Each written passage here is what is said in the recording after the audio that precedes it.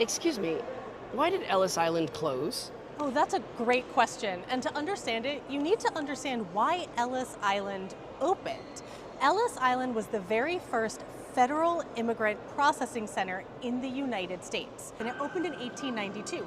It opened because for the very first time in US history, the federal government was in charge of processing immigrants. So they looked around, they found the busiest port in the United States, the Port of New York and the Port of New Jersey, and they opened up Ellis Island.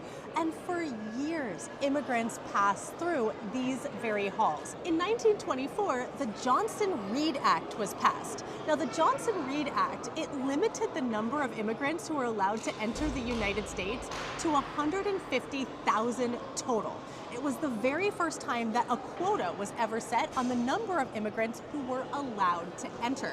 And you can only imagine the effect that this had on immigration in the United States, because in Ellis Island alone, on its busiest day, over 11,000 immigrants were processed here. Now, because of that law change, most immigrants were processed in their home countries, not in the United States, so there was not a need for Ellis Island as an immigrant processing center. Let's talk about some of the ramifications of the Johnson-Reed Act. So because the Johnson-Reed Act limited the number of immigrants to 150,000 a year, that means a lot of people who wanted to come here couldn't. They applied for visas and were denied. Now, one of these people who applied for a visa was a German war veteran and a German bank employee. Now, he applied for visas to the United States in 1938 and 1941 for himself and his family, which included 2 daughters, and he was denied every time. So instead, he and his family moved to the Netherlands. Now, you might know this man and what happened to his family. His name was Otto Frank.